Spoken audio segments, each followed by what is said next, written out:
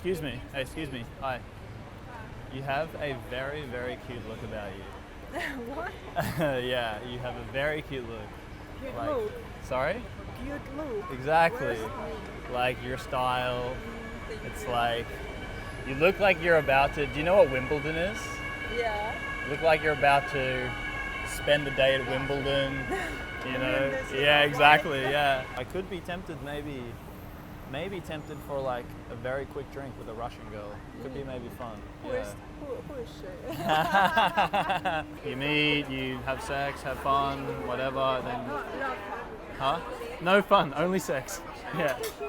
We meet, we leave. Hey guys, what's up? I am incredibly pleased and proud to introduce you to James' first appearance on this channel. He's actually been on my Ask Todd V channel a couple of times. I'll post links there in the description if you want to see more of him. But he is my resident coach in Europe, living in Barcelona at the moment, but he travels all around Europe. He's been coaching there. He's also coached with me a lot in the US. I've been working with him since 2019, I think. Yeah. Something like that. So he's a seasoned veteran coach at this point. Also, he is probably my most technical coach. I always say that if you were to ask, a question to all my coaches, he's the one most likely to give you an answer similar to mine. He's very meticulous, very kind of strategic in his game, and a very super smart guy in general. I'm not going to give too much, extra introduction. We'll let him speak for himself, so to speak. But yeah, again, just someone I'm very, very proud of. Great influence in game in general. And as my coach, he's had a lot of unique insights, both in his own game and also in terms of how to get lessons across to students. Something he's very, very good at is taking a student and actually imparting the wisdom to them. So what we wanted to talk to you about today is opening, but specifically what we call like advanced opening, all right? Because the key to advanced game is getting the girl to chase. And there's tons of kind of crazy tactics you can use for that. But it really all starts with a good open. Because if after the first 30 seconds, she's engaging with you and talking to you a lot, everything else gets easy. If after the first 30 seconds, you have to keep trying to keep the conversation going, you have to keep chasing, it's really hard to flip the script and get her chasing. And so James, being a very kind of intelligent, strategic, meticulous coach, he has, I don't know if you'd call it like a checklist or a set of things that you do. I'll let you just take the idea. Yeah. It's like a process or I wouldn't say a checklist, but yeah, it's like a certain number of things that when they all happen together and they're nothing that are like super technical or super like over the top or difficult to do. And each one of them on their own sounds pretty like minimalistic, but when you combine them all together, it just makes the biggest difference with the open. And it's something that I see students do a lot, and I kind of like pick things out for them. And like I said, like each time you pick one of these little things out, it doesn't seem like much. It's like, oh yeah, this is one little thing. But the combined total of it all together, it makes it such a big difference. And it's the difference between like an interaction going amazingly well from the beginning and like the girl actually investing, putting effort in, even chasing, like literally from the get-go, or it just having to be like you constantly having to restart it. So yeah, it makes a really big difference for sure. Cool. So what are some of these elements? Like, say you had a student and you wanted to give him, lay out the series of things for him. How would you start? Yeah. So of course it starts with the angle. That's a big one for sure. I feel like angle is almost like a whole different topic in and of itself, and it's something that guys mess up a lot. But that's the start. Of course, you have to have a good angle. By angle, just so they know, you mean like the angle at which you approach the girl. Exactly, yeah. Like where, are you doing like a front stop? Are you coming from like approaching, if she's in front of you, are you coming from like behind? Like just the little technicalities in regards to that. Is she stationary? How are you approaching? What's the angle? So there's all that. That's where it starts. But then after that, you have the pre-open. So the pre-open is basically like the point where you get the girl's attention. So normally it'll be like, hey, excuse me. That for me, that's like the most common one. I know, like I've seen guys say like hi, like they walk up, they're like hi, and it's like I don't know why, but it doesn't work anywhere near as well. Mm-hmm. So for me, it's always like, I don't want to say always, but like most of the time, it's hey, excuse me. And then after the pre-open, and just I know this, but for them, why is the pre-open so important? Yeah, so you have to have the girl's attention before you deliver your opener, and this is a common one that guys mess up, both in day game and night game. It's like they have this opener, right? And a lot of guys are like fixated on the opener or the opening line. They're like, what's the best opener? What's the best thing to say? But it's like in the beginning, if you don't even have the girl's attention, then it doesn't matter anyway. you know, guys will walk up and they'll like blurt out this opener and the girl's like only half listening, and then it just kind of crashes and burns from there. So yeah, so the pre-open, it's like you have to walk up and the goal there is to get the girl's attention on you. It's like, you've got this opening line. This is something that I know is good and it's going to get a reaction, or it's going to achieve a certain goal. I'm not even going to like bring this into the interaction until I have the girl's attention. That's how important it is. So you do your pre-open, hey, excuse me. Next one after that, super important, eye contact. As soon as I'm doing like, hey, excuse me, as soon as I'm getting her attention, I'm trying to get the eye contact like as quick as I can. As soon as I can like get her attention, lock eyes. And this is another one that's like, it's night and day, the difference between like the outcome that it has on the interaction. And a little thing with the eye contact as well. A lot of the times when the guys make the eye contact, they'll kind of like look up and down or like scan the girl a little bit or like something like this.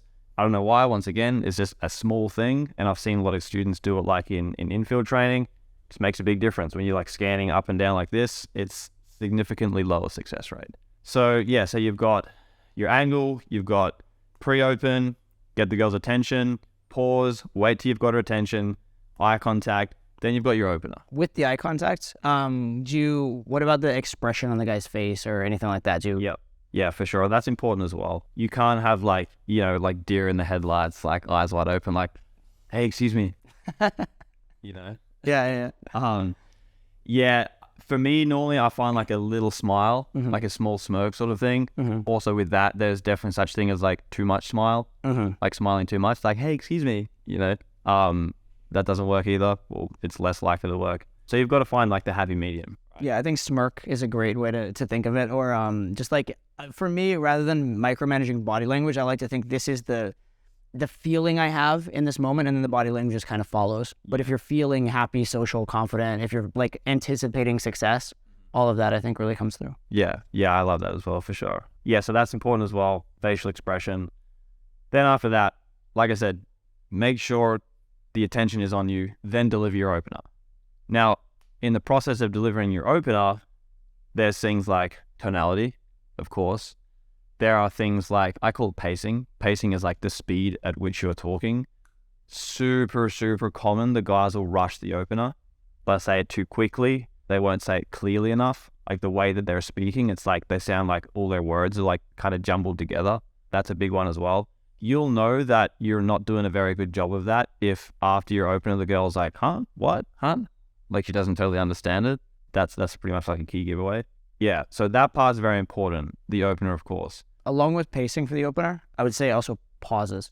Yeah. Because it's quite possible. I actually talk very fast naturally, but girls don't perceive me as talking fast because I pause. Yeah. Right. And so in effect, I've talked slowly and been clear. Right. So it's not, like pacing the opener more slowly doesn't mean you have to talk slowly. It just means pause. And especially if you've made a point or you've said something that is likely to get a reaction, at least pause briefly and give a chance for that reaction.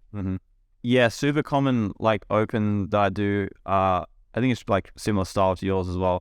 It'll be either like, I love this XYZ sort of look, or like you have a very XYZ sort of look. And what I normally do is the first part, that I love, or that you have a very, I'll say that and then I'll pause. I'll be like, okay, you have a very XYZ sort of look. Gotcha. Even that little pause. Yeah, it's like almost a little open loop. She's wondering what's going on. Okay. Exactly. And even that, like, that's what I mean. These things, they seem so small. It's like pause after you say you have. But I don't know why. That thing, it makes a huge difference. So yeah, so you've got everything to do with like the opening line. Then after that, this is another one. Huge. A lot of guys mess it up. Pause after that line.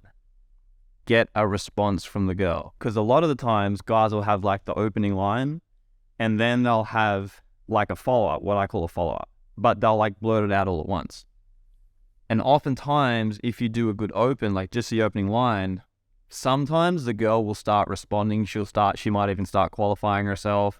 She might start asking you a question. And like, that's an ideal scenario. But the guy's got this like line in his head of like this perfect thing. He's got this like perfect long-winded open. And he's like, I have to get this whole open out. Otherwise, like, you know, it's pointless. I need the girl to hear everything I've got to say. But it's like, the girl's already going to start like investing. She's already going to start contributing to the conversation. So you don't need to say the point after it, you know? Definitely. One way I like to think about that one is if you could, in a perfect world, you would love to not even have to open. You'd love to just be like Star Trek style, like teleported into the conversation and just arrive in the middle of the conversation. So as soon as the girl starts responding and acting like it's the middle of the conversation, stop opening, right? And have the middle of the conversation. Yeah. This one, it's huge, man. It's literally huge. Like, there's so many guys that I'll like point this out to them, and I'll be like, she's trying to say something, you're talking over the top of her. Literally, just shut up. Just shut up. Stop talking. The goal is to get her to talk. She's trying to talk, you're talking over the top of her. Shut up and let her talk. Seriously. It's not going to make such a big difference. Yeah, so like I said, so you've got your open, then you've got the pause. Wait, get the response. She won't always like, start investing and start chasing straight from that. So then after that, I like to have a follow-up. And this is one of the parts as well that makes a very, very big difference. Because what happens oftentimes is guys will kind of go through this sequence and then they'll have like their opening line. And a lot of the times after that, they'll go into a question. Okay, what are you up to right now? Where are you from? What's your name? And I mean, if that's all you've got, it's fine.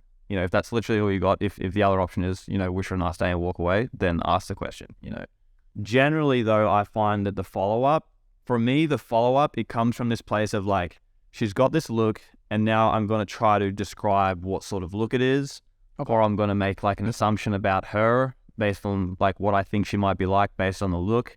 It's some sort of like elaboration based on she looks like this, she's got this look. I think you could be like this. I think you could be like that. It makes me think you're like this. It makes me think you're like that. Generally, in that follow-up, if it's too like over complimentary, it's not ideal. So try to avoid that. I like to try to do it in a way that's ideally at least some kind of tease, or like a sort of like a push-pull, or even at the minimum, like it's a description that's not overtly perceived as positive. It could be like kind of like a neutral, and the girl's like, I don't know if that's good or bad. Yeah, there's some tension created there. Exactly. Yeah, and so then, of course, once again, all these things like pacing, pauses, tone of voice, like how loud you're speaking, all this sort of thing, that all makes a difference as well. Can I throw in a little theory on that last little bit? Yeah. What I've noticed is that when you open, you talk about the follow-up to the open, typically you're going to get a range of responses to the open, right? So you're either going to get, she just takes the conversation and starts really engaging, in which case don't do a follow-up. Be in the middle of the conversation, forget you opened and continue it, right?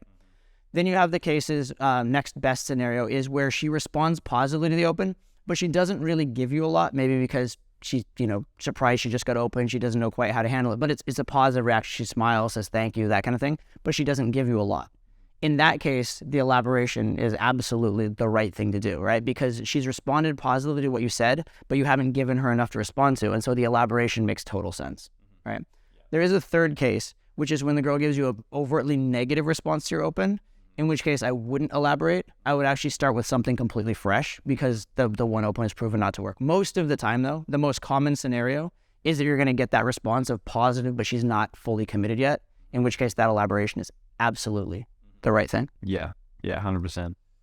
Yeah, and then, like, I've just noticed how much that when you combine all those things together, like, especially once you've gotten to the point where you've done the follow-up, if you do the follow-up and you do it in a way that's, like, good, it's, like, the quality of the interaction after that, the chances of it going well is just, like, significantly higher. And like I said, once you combine all those little things, nothing about it, like each individual thing is not like some super advanced technical sort of technique, you know what I mean? It's not some like crazy wordplay that you're, pulling out of thin air or doing anything that's like, like out of this world. But the result is that you get an advanced result. You get a girl who's now contributing to the conversation. She's investing, she's asking you questions. You know that it's going well. You know you've done a good job of this. If after like the follow-up or after the open, the girl's like, oh, and where are you from? Or, oh, and what's your name? Or, oh, what are you doing right now? She starts like asking you questions straight away. At that point, you should have like this green light go off in your head. Like, cool, this is good. I've done a good job here. This is well. Then you can like relax. Yeah. But it's like I said, it's nothing that's like overly advanced. Yeah, all those things are very individually simple. Yeah, right. But it just makes a huge difference. But doing them well remembering to do them, doing them in the right order, those type of things. One element that I know you do that you didn't include in that sequence exactly, but I know you do it, which is a false time constraint. Not maybe always, but a lot of the time. Yeah. Where, or when, or how would you enter that into that sequence? As soon as at any point you get an indication from the girl that either her attention is not fully on you, or she's like semi kind of turning her body and gonna like kind of take a step away, or maybe she like moves like 1 foot away or something like that. Basically at any point where like the full attention isn't on you, then the false time constraint is very good. And what's the point of that? Like, why does it work? How does it work? It takes the pressure off the girl. It completely takes the pressure off the girl. It lets her know that this isn't going to be, or doesn't have to be, a conversation that goes on all day. You might have obligations to fulfill in this moment. And so if that's the case, it's totally fine. This isn't going to go on forever. But yeah, it just takes the pressure off the girl. It makes a big difference. Sounds good. So when you've seen students do some of these elements right versus wrong, what sorts of differences do you see? And what kind of like tips and feedback do you give students to help them through this sequence? Yeah, I mean, the difference is that in the beginning, if they don't do it, they're constantly having to like, it's kind of like a fire that's like not fully lit and you're trying to throw like wet wood onto the fire, you know, and it's kind of like slowly, it's like maybe filling out. Yeah, it's not fully dead, but it's not like fully just taking off. That's kind of what it's like when they mess these things up. It's like they're constantly like putting energy and effort into like keeping it going. And so in that case, they may or may not even get it to go. But then, I mean, to depart from the fire metaphor a little bit here, but if you tried to invest and invest and invest in order to get a conversation going, it's very hard to like now have it that the girl's the one chasing when you've clearly put in so much effort, right? Yeah. So in a way, like the lack of effort is an asset in itself. The other thing as well with that that's very interesting is that a lot of the time the student can tell that it's not going amazingly well.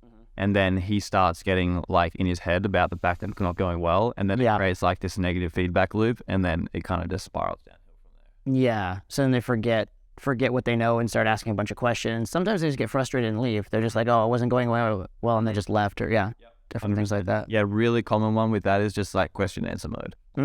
Yeah. And then it's yeah, for sure. Yeah, so I mean, like in terms of, it's a bit tricky because in terms of picking out what they've got to do different, they've got to know what within that sequence they're messing up. Because for example, this is super common. Guy will have great delivery. Guy will have like the words and everything are great. But like I said before, he just talks over the top of the girl. No pauses. Yeah, exactly. Thing with that as well is it can make him come across like he's nervous. And so he'll be talking over the top of the girl. She might want to contribute, but then he's like talking over the top of her, cutting off. He seems like he's nervous. The girl picks up on the fact that he's nervous. And so she's not like as invested in the conversation. Then it goes downhill from there. Definitely. Yeah. So that's a super common one. Another one that's very common as well is what I was saying before about making sure you have the attention after the pre-open before delivering the opener. That's another very common one. Yeah. Like sometimes I'll do the, hey, excuse me, and if she don't have the attention, I'll be, hey, excuse me, no, hey, you, right? Yeah, Something like that. Just make sure it actually achieved what it needed to achieve before going to the next step, right? Yeah. Funny story about that actually. Artie, of course, one of our other coaches, I watched him approach this girl once. She was walking on the street as a day approach, and he had to do like the, hey, excuse me, literally 3 times in a row. And it was just so good because I know that if it was like any beginner student, they would have like looked back at me and be like, I know that body language. You're like, yeah, I did the thing. It didn't work. Now what? You know? Exactly. Yeah. But like, it was so good to see. He literally was like, hey, excuse me. And I think she had like a earphone or something. She was just like, offering her own world. He's like, hey, excuse me. And then like again, hey, excuse me. He did it 3 times in a row. And then she finally looked at him. He did the open, and then the interaction went great. It was amazing. Yeah. But that's a super common one. Like they do the pre-open and just don't get the girl's attention. Sure. Or they just forget the pre-open entirely too. Yeah. That one. Another one as well that is quite common is a weak pre-open. Okay. Yeah. Like a hey, excuse me. Just like the girl doesn't hear it, or like. it can be she doesn't hear it, or it can be like that she hears it, but the way that the guy does it, there needs to be like kind of like a certain assertiveness behind it. There has to be like the way that I try to think about it sometimes is if like I know that the girl dropped her wallet and I'm like, hey, excuse me, hey, no, like you dropped your wallet. Like here's your wallet. Like you should turn around for this. It's important. Or like I should have your attention for this. It's important, you know? Yeah, definitely. So it's like a little too friendly and polite and not urgent enough almost. Yeah, it just, the way that I kind of describe it is it just doesn't get on her radar. It doesn't get on the girl's radar. She might hear you, but it's kind of like this like mosquito flying around and you're just like, you know, go away. Yeah, so that's a big one as well. Just like good, solid, assertive, excuse me. I know it's been said in the past and it's something that I 100% agree with, that like if you have the choice to either like not really be heard by the girl off the open or to kind of like scare her a little bit and give her a bit of like a, oh shit, I would way rather that every time, because then you've got her attention. Right. So yeah, that's another one that's very common. For sure. The other one, as long as we're saying common, is not following up on the open. Just be like, I did my open. Yep. Now it's your turn. Do your work. And the girl obviously is not going to do that. Also. Yeah. One thing on that actually is that the way that I look at opening a lot of the time is it's a sequence. Okay. It's a sequence of sequential steps that happen. And only once you've gotten to the point that you're in the conversation, the opening sequence is then complete. An opener is not a line, you know, it's not like here's the line. It's this is the process of things that have to happen to get you from not being in a conversation to in a conversation. And I think a lot of people kind of make that mistake in their mind. And some of those things are not just things you've done. They're like responses from the girl, right? Yeah, exactly. Yeah. So for example, you mentioned if you pre-open and they don't pay attention, you haven't pre-opened in effect until you actually get their attention. Yep. Cool. 100%. All right, cool. Can you give us the sequence again? Because I think a lot of people now, they understand the value and they're like, hey, what was that sequence? Yeah. For sure. Cool. So of course there's angle, getting the right angle. Then you have pre-open. So pre-open is, like I said, generally, hey, excuse me. Then you have, you know, either pause or wait for the attention, and eye contact. I kind of combine pre-open and eye contact at the same time because as soon as I can, I want to get eye contact. For sure. So pre-open, eye contact, pause, deliver your opener, the opening line. Within that, you have to make sure the delivery is good, speaking loudly, speaking clearly, some pauses in it. Like I said, you have the most, you know, whatever, and not rushing your sentence. Then after the opening line, very important, pause.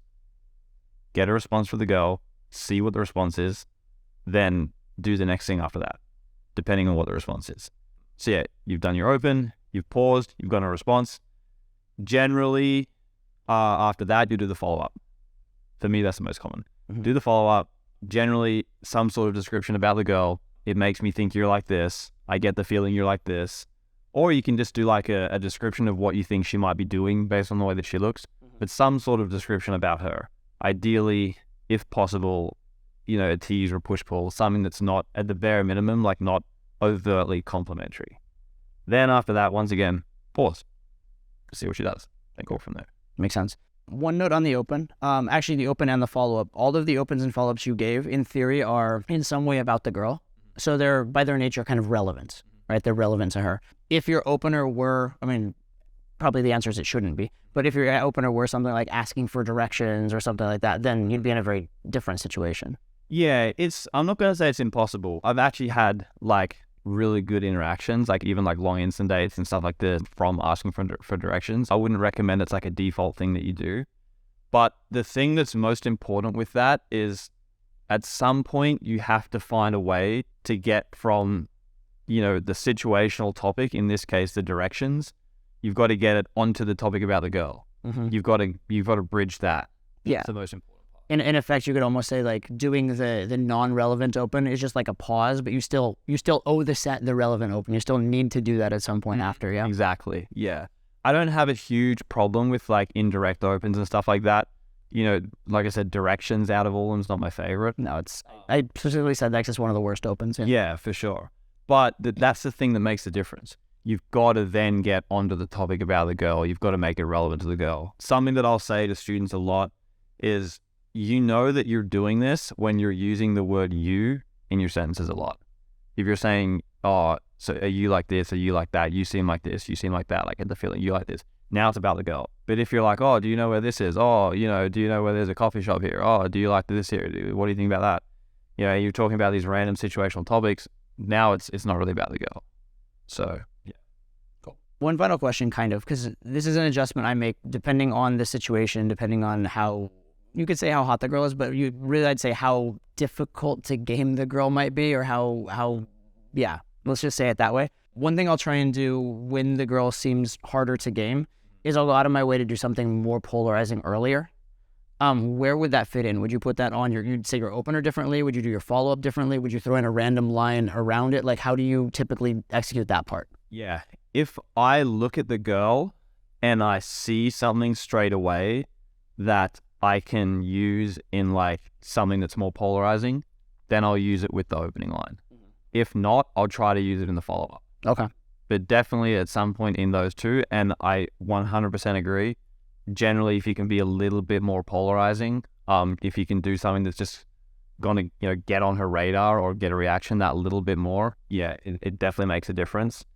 And it's equally as important, I would say, to really try to avoid being too heavy on like just straight up complimentary sort of things. Straight up complimentary, I call it like positive polarity, you know what I mean? Like being too heavy on that with the harder to game girls. Yes, it's a problem. Yeah. It's not. Okay, explain just in theory kind of why that's a problem, because probably most of the people that watch this channel, they know, but some may not. So just explain kind of. You want to avoid putting yourself in this position where you're basically like putting her on the pedestal, where you're basically like validating her. If it's this girl who's very familiar with getting a lot of attention, if she's, if she knows that maybe she's fairly attractive or whatever, she's used to getting attention, she's used to being validated, she's used to guys chasing her. The most common way that a lot of guys will try to talk to her is by validating and chasing her. And so if you start to do that, you automatically put yourself in the category of all those other guys. And it's crazy. Like, you can see on a girl's face once she knows that a guy's in that category. It's like she loses interest straight away.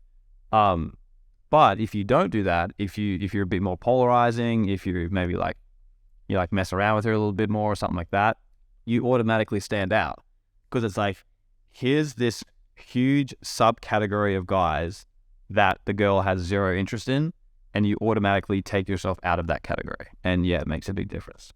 Very nice. Very nice.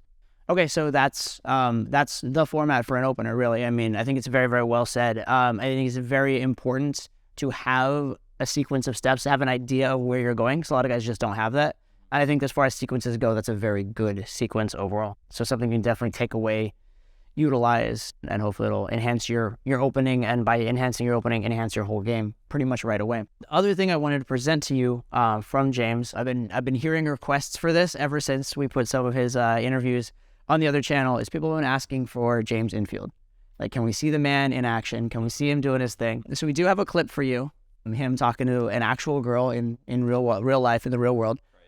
Yeah. Do you want to give us any kind of background or anything on this clip before we roll it? Anything you want to tell us? Yeah, I mean, I won't say too much. I'll kind of let it speak for itself. But I mean, it's a clip that outlines kind of everything that I've just been going over. I really like the opening sequence in this clip. If I'm going to be very, very nitpicky with myself, I would say the angle was a little bit tricky, because as I was approaching this girl, there's kind of like a fence, and as I'm approaching her, she's about to turn around this fence and go down into a metro station, which is a little bit tricky. So basically, I wanted to get her attention before she went down into the metro. So in terms of that, the angle wouldn't have been, if I'm like, if you waited longer, then you wouldn't have had it at all. So you had to exactly. Okay. If I'm getting like super textbook, nitpicky, perfect open angle, that wouldn't have been on point. But after that, I really liked kind of just like the delivery and everything like that, the whole sequence. And then, I mean, after that, I think it was like a pretty good approach. I had a good time. Awesome. I think she did too. So. Very good, as it should be. As it should be. All right, let's roll the clip. And where are you from? I'm Australian. Australia. Yeah. And you? Where from? Russia. You're Russian? Really? Okay. Interesting. Bye. Yeah, right. So you ran away No, you. Me.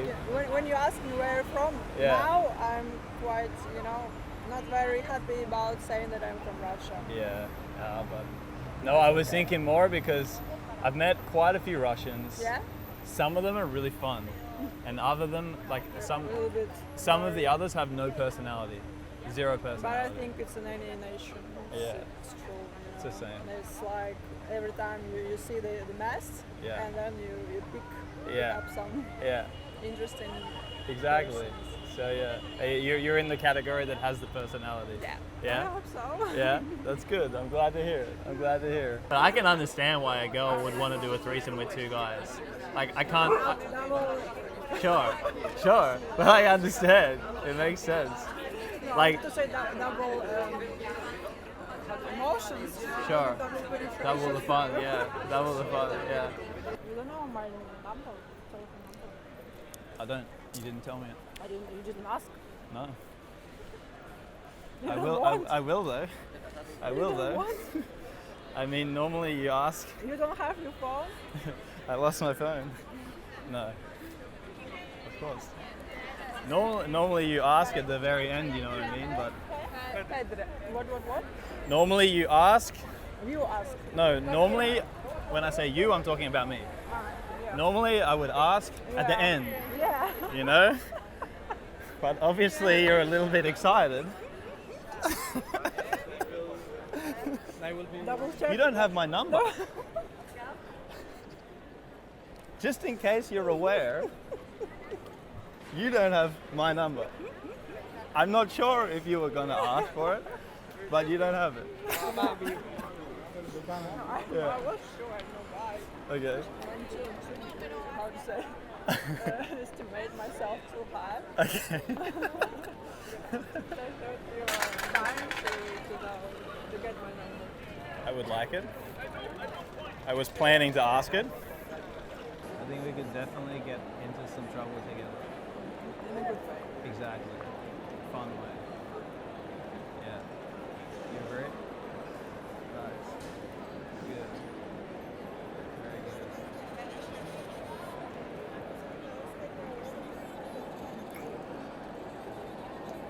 So I hope you enjoyed that clip. I know it's always nice to see one of my coaches in action and, see what they're really all about and whatnot. If you liked what you heard here, you want to do some more coaching with James, he is available throughout Europe. He does one-on-one programs. He also travels with me on boot camps, particularly in Europe, but also sometimes in the United States. And he's also a coach actively on the mentorship program. If you're interested in any of that, go to the form below, submit your information, we'll have someone talk to you and see if coaching is right for you and if it makes sense for you to work with James. That said, thank you so much for being here. Of course. Thank you, man. Yeah, thank you for the awesome breakdown. Like I really loved how technical all that was, and then obviously the infield's always a fun addition as well. For sure. Awesome. Always a pleasure. Cool. All right, thank you guys for being here. See you on the next one. Ciao.